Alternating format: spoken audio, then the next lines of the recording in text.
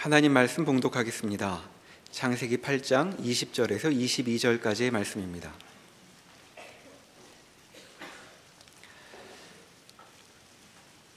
노아가 여호와께 제단을 쌓고 모든 정결한 짐승과 모든 정결한 새 중에서 제물을 취하여 번제로 제단에 드렸더니 여호와께서 그 향기를 받으시고 그 중심에 이르시되 내가 다시는 사람으로 말미암아 땅을 저주하지 아니하리니 이는 사람의 마음이 계획하는 바가 어려서부터 악함이라. 내가 전에 행한 것 같이 모든 생물을 다시 멸하지 아니하리니 땅이 있을 동안에는 심음과 거둠과 추위와 더위와 여름과 겨울과 낮과 밤이 쉬지 아니하리라. 아멘. 하나님이 말씀으로 창조하신 세계는 하나님 보시기에 참 좋았습니다. 하나님의 형상대로 지음받은 인간은 하나님께 순종하며 하나님과 교제하는 기쁨이 무엇인지 누리며 사는 복된 존재였습니다. 그러나 하나님께 불순종하여 타락한 인류는 이제 그 마음으로 생각하는 모든 것이 항상 악한 그러한 존재로 변질케 되었습니다. 하나님을 예배해야 할 자들이 하나님을 더 이상 예배하지 않는 불경건한 공동체가 되었을 때 이제 하나님은 그들과 세상을 심판하시게 되었습니다. 하나님의 심판은 모든 인류를 진멸하고 또 하나님이 지으셨던 피조 세계를 무너뜨리는 큰 격변의 심판이었습니다. 그렇기 때문에 어떤 이들은 이러한 하나님에 대하여서 진노뿐인 하나님이 아니냐, 심판만 하시는 하나님이 아니냐, 또 더 나아가 잔인한 하나님이 아니시냐라고 하는 이야기를 합니다.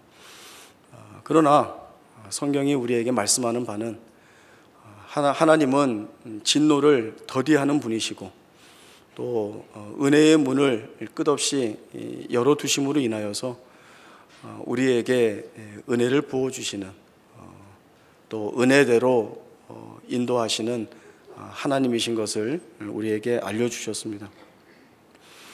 하나님이 이 땅에 내리신 심판이 갑작스러운 심판과 같이 여겨지지만 하나님은 이미 노아를 통하여서 이 심판을 예고하셨고 또 구원의 처소인 방주를 준비하게 하셨습니다. 방주를 제작하는 기간은 그 방주를 만들어내는 시간이기도 하지만 여전히 구원의 문, 은혜의 문을 열어두시고 이들을 기다리시는 하나님의 은혜의 때라고 우리가 보아야 합니다. 하나님은 구원이 전적으로 하나님에게서 주어지고 있음을 보게 되었습니다. 하나님 외에는 구원할 그 어떤 존재도 그 어떤 방법도 있지 않다라고 하는 사실을 알게 되었고 또 방주 안에 있으면서도 하나님께서 그 힘과 능력으로 이 구원을 보존하고 계시고 은혜로 지키신다라고 하는 사실을 확인하였습니다. 또한 하나님이 노아와 그 가족과 그 방주에 보존되는 생물들을 잊지 않으시고 기억하셔서 새로운 땅에 안전히 발을 내딛게 하셨다. 이 모든 것이 하나님이 이루어 내신 일이다라고 하는 사실들을 분명히 인지하고 있었습니다. 그래서 노아는 방주에서 나오게 되었을 때에 처음 한 것이 제단을 쌓고 하나님께 예배를 드리는 일이었습니다. 우리가 하나님께 예배하는 것도 바로 이 이유에서입니다. 하나님이 우리의 구원의 하나님이시고 또 우리를 우리의 삶 가운데에서 하나님의 언약의 백성들로 보존하시고 또 필요할 때마다 하나님께서 은혜로 그 능력으로 우리를 지키고 계시기 때문에 또 이 하나님이 온 우주의 창조주이시며 만물의 주인이시며 만유의 주이신 것을 우리가 알고 있기 때문에 이 하나님을 우리가 예배합니다.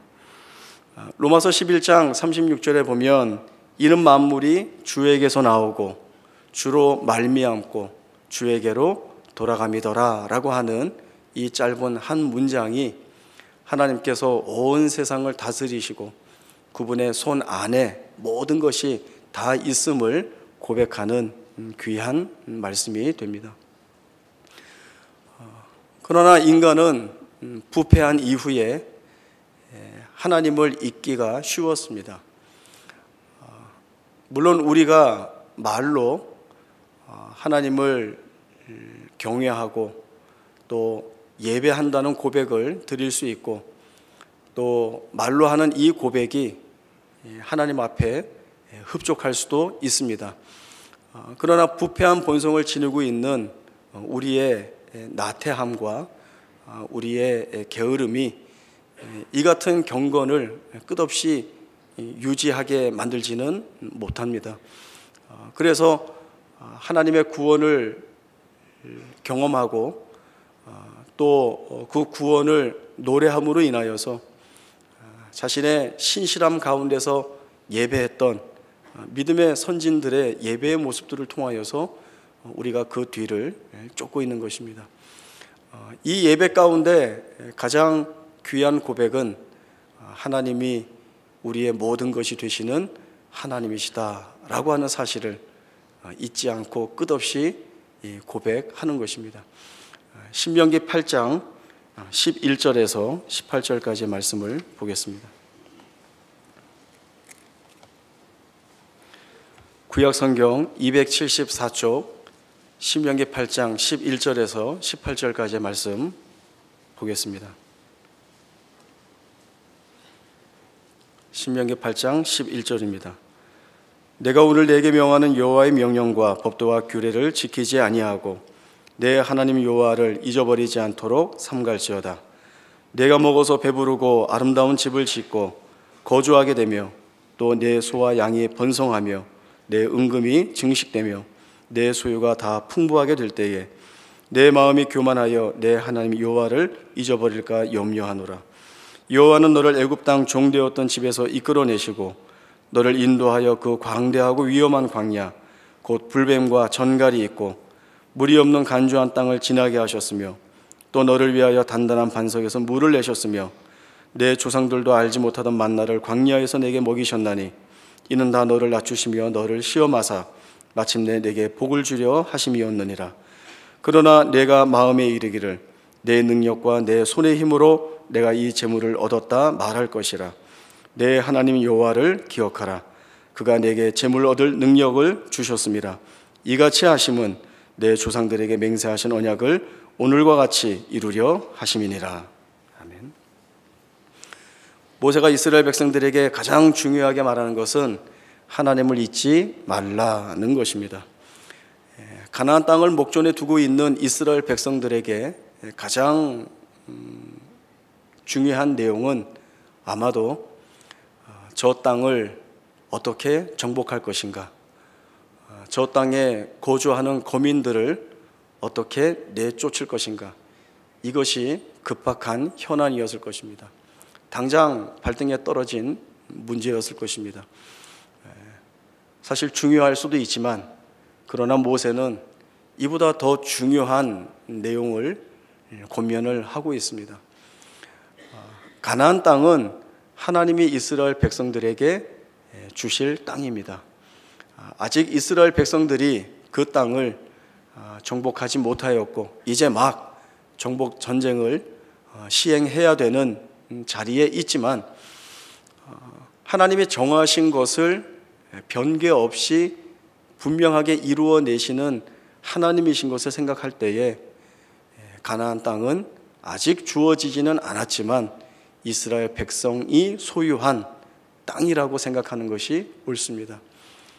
그렇기 때문에 모세는 저 땅을 어떻게 전쟁에서 뺏을 것인가, 저 거민을 어떻게 쫓아낼 것인가, 여기에 몰두할 것이 아니라 하나님이 주신 하나님의 땅에서 하나님의 백성들이 하나님의 말씀에 순종하여 어떻게 살 것인가를 바라보고 그 마음에 새겨두고 고백하는 것이 더 우선시 되어야 할 내용이라고 생각하여 이 같은 권면의 말씀을 전하고 있는 것입니다. 모세가 예상하고 바라보는 것이 있습니다. 그것은 마음이 교만하여지면 하나님을 잊어버리게 된다는 것이죠. 인간의 부패한 본성은 언제든지 하나님의 행하신 역사와 그 일들을 잊게 만들고 그의 삶에서 하나님을 빼어내버리는 일에 열심을 다합니다. 사단이 그리고 세상이 우리에게 주는 시험이나 미혹함이 다 그러한 것들입니다. 세상이 너희에게 구원을 줄 수 있다. 세상이 너희가 필요로 하는 모든 것들을 너희의 기대대로 다 충족시켜 줄 수 있다라고 하는 것이 바로 그러한 것들입니다. 예수님이 이 땅에 오셔서 광야에서 이 사단에게 시험을 받으십니다. 40일 금식기도 하셨을 때에 돌로 떡을 만들어 먹으라. 너의 그 신적인 능력을 너의 필요를 채우는 데 써라. 높은 성전 꼭대기에서 뛰어내려서 많은 이들에게 너의 신적인 지위와 우월함을 마음껏 드러내 보여라. 천하만국의 영광을 보여주면서 내게 절하면 이 모든 영광을 너에게 주겠다. 이 세 가지의 시험이 오늘 우리가 세상 앞에 동일하게 넓은 의미에서 받는 시험이고 유혹입니다. 그러나 예수님께서 하나님으로 인하여 사는 것, 하나님만이 경배를 받으시는 것, 이 하나님이 우리를 지키시고 은혜를 주시는 아버지이신 것을 말씀으로 드러냄으로 인하여 이 모든 시험을 이기셨습니다. 우리에게 주어지는 그 모든 시험과 유혹도 우리가 하나님을 놓치지 않고 하나님 안에 있음으로 인하여서 우리가 지켜낼 수 있는 든든한 신앙과 믿음의 고백이 바로 이런 내용들입니다. 그러나 우리는 연약합니다. 그리고 언제든지 이 시험 앞에 흔들리게 됩니다. 모세가 이스라엘 백성들이 그러할 것인 것을 분명하게 알았습니다.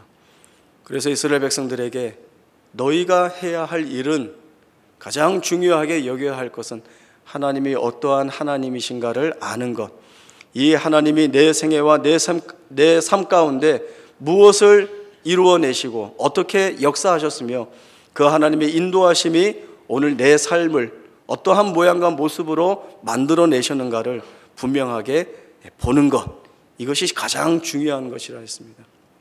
그래서 하나님이 누구시냐? 너희를 종되었던 애굽에서 이끌어내신 하나님이 아니시냐? 너희가 지나왔던 그 광대한 그 광야, 불뱀과 전갈이 있고 물이 없는 간주한 땅을 지나게 하셨고, 너희 조상들이 알지 못하는 하늘에서 내리는 만나를 먹게 하셨고, 단단한 바위에서 생수를 내어 마시게 하신 하나님이 아니시냐? 이 하나님을 기억하라. 이 하나님을 기억한다는 것은 이 하나님을 참되게 예배하며 그 하나님의 인도하심과 역사하심 앞에 순종하고, 그리고 그 부름받은 백성으로서의 자리를 잃지 말라는 것입니다. 그러나 교만한 마음이 들 때에는 언제든지 이 하나님이 잊혀지는 대상이 되고 맙니다. 교만하면 하나님을 잊어버리게 되고, 그리고 자기에게 쌓여있는 모든 공로와 성과들이 마치 자기가 이루어낸 것인 양 내 것이라 이야기하고, 그리고 그 어디에도 하나님에 대한 고백을 담아내지 못하는 자리에 가게 됩니다. 그것은 있어서는 안 되는 일입니다. 하나님이 원하시는 일이 아닙니다. 하나님은 그 택한 백성들이 언제든지 하나님과 함께하며 아담이 타락 전에 하나님과 나누었던 그 귀한 교제, 그 복된 교제가 여전히 하나님의 언약의 자손들 그 가운데에서, 그 관계에서 드러나는 내용이어야 할 것을 우리에게 알려주시고 있습니다. 우리가 열심히 해야 되겠죠. 그러나 더더욱 감사한 것은 우리가 내는 열심보다 하나님이 우리를 위하여 드러내시는 열심이 훨씬 더 크시다 하는 것입니다. 우리는 고집스럽게 하나님을 원망할 때가 있습니다. 우리가 기대하고 소원하여서 하나님께 드렸던 기도들이 우리가 원하는 때에 응답되지 않으면 하나님 왜 안 하십니까? 라는 기도와 이러실 거면 하나님은 빠지십시오 라고 하는 기도를 우리가 늘 올리죠. 이제부터는 제가 책임지고 하겠습니다. 하나님 아는 체 마세요. 우리가 자주 하던 기도의 내용 아닙니까? 의도적으로, 의식적으로 하나님을 뒤로 밀어냅니다. 하나님의 일하심을 기대하지 않는 그러한 자리에 우리의 생애를 끌고 갑니다. 그러나 하나님이 우리를 내버려 두시지 않는다는 거죠. 하나님이 끈질기게 고집스럽게 찾아오셔서 우리의 마음을 바꾸어 내시기 위하여 일하시고 일하십니다. 우리가 어리석게 가지고 있는 생각들을 말씀으로 깨뜨려 주시고 우리의 마음 가운데 하나님의 음성을 들려주심으로 인하여서 하나님이 정말 내게 어떤 하나님이신가를 알게 하여 주시죠. 그리고 때로는 고난을 방편으로 하여서 징계와 심판을 방편으로 하여서 우리를 다시 되돌리기 위한 그 싸움을 하나님이 힘있게 하시는 것을 우리가 성경의 여러 곳에서 확인받고 있는 바입니다. 유진 피터슨의 한 길 가는 순례자라고 하는 책이 있습니다.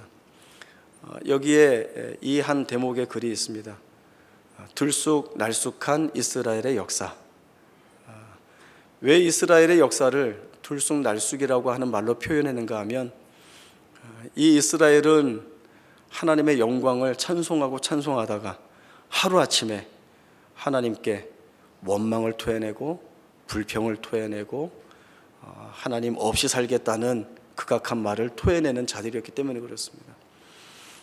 홍해 앞에 섰을 때에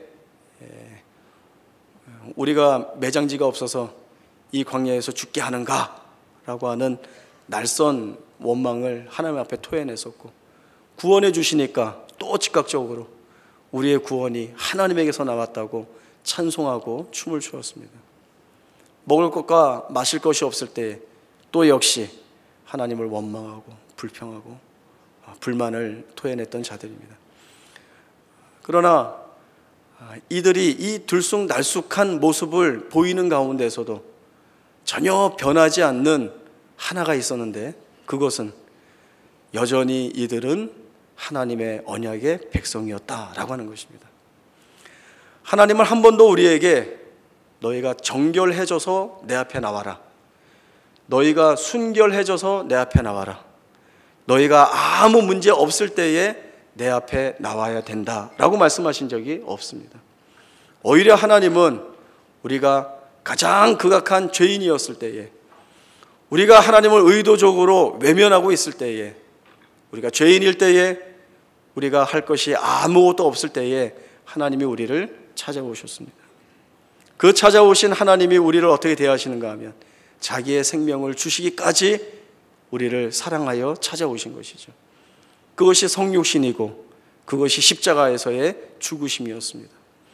그리고 그렇게 오신 하나님이 우리가 무엇을 잘못하고 어떤 실수를 하고 잘하지 못할 때에 우리를 버리시고 떠나시는 하나님이 아니라 우리 가운데 함께 계시며 우리를 위하여 역사하시는 임마누엘의 하나님으로 그 이름을 드러내셨습니다.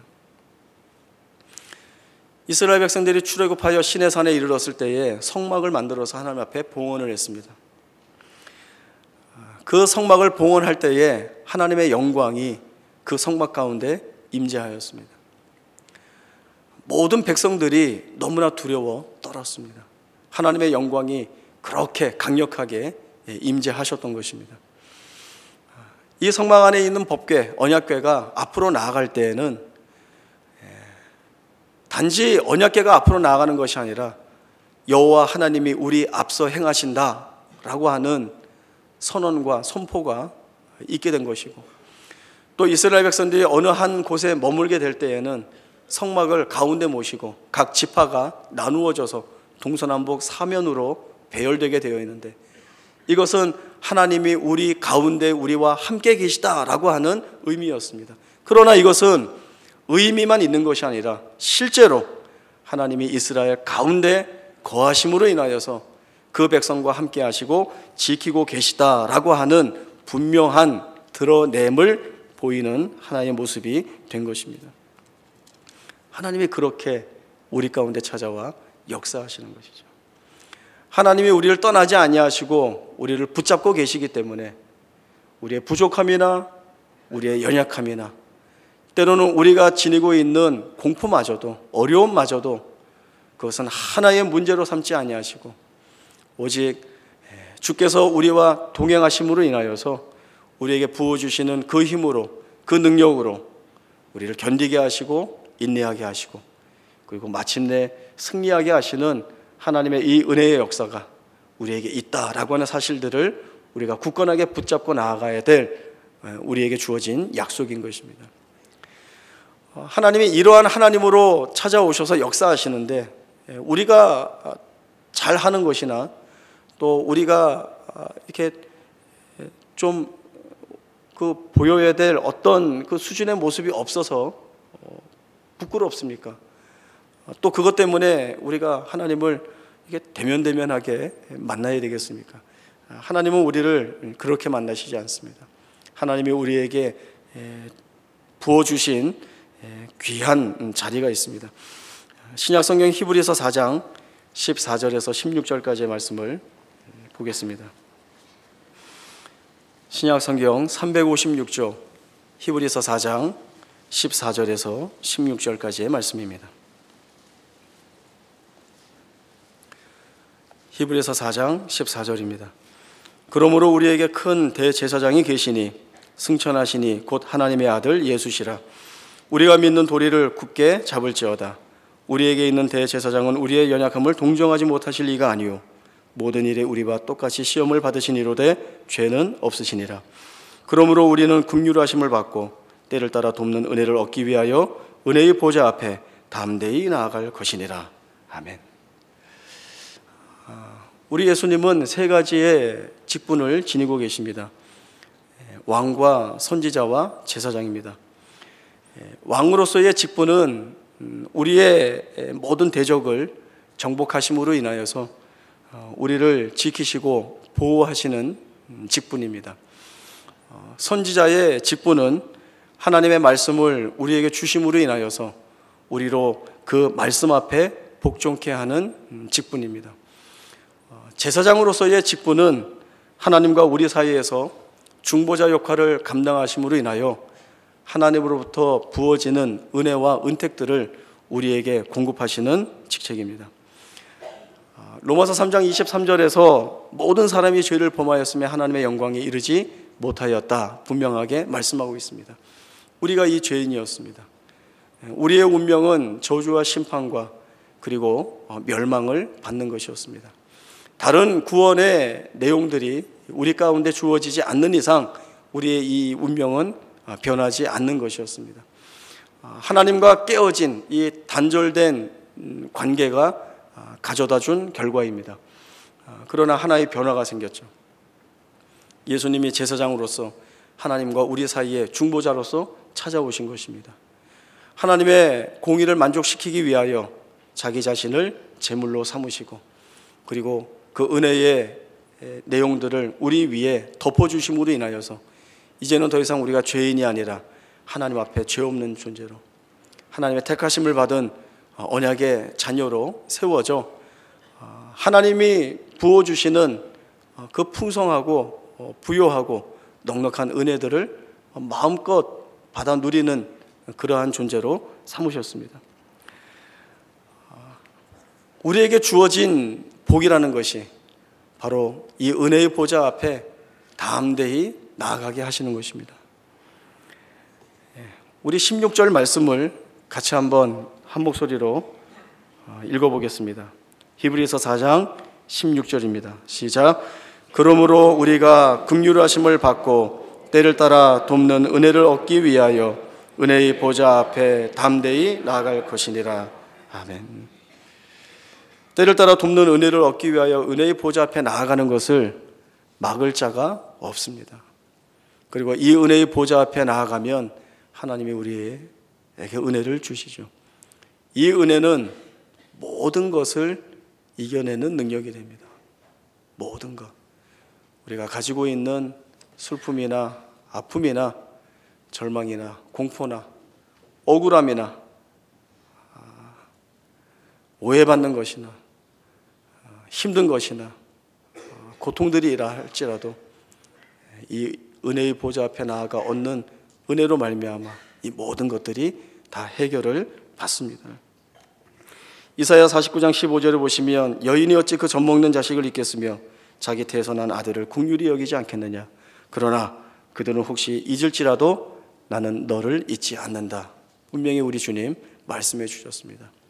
그리고 오늘 보았던 본문인 창세기 8장 22절에 보시면 땅이 있을 동안에는 심음과 거둠과 추위와 더위와 여름과 겨울과 낮과 밤이 쉬지 아니하리라 하신 이 말씀은 그저 자연이 순리대로 그 변화를 기계적으로 이끌어 나가게 될 것이다를 말씀하는 것이 아니라 하나님이 개입하신다는 것입니다.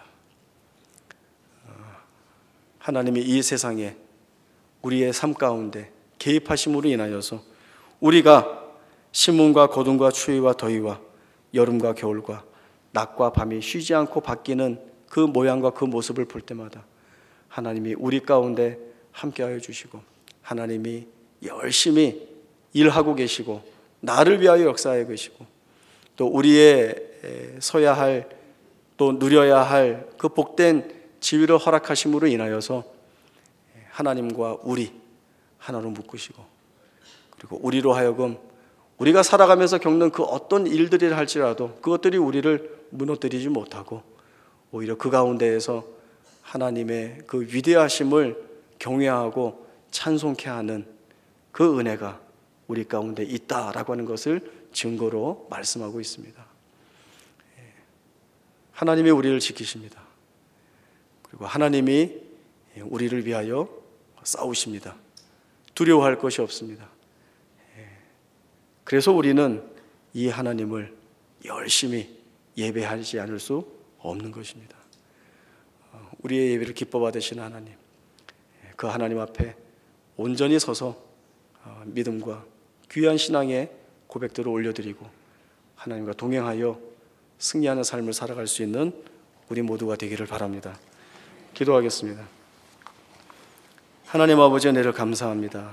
하나님께서 우리에게 부어주신 그 은혜가 얼마나 부유한지요, 얼마나 풍성한지요.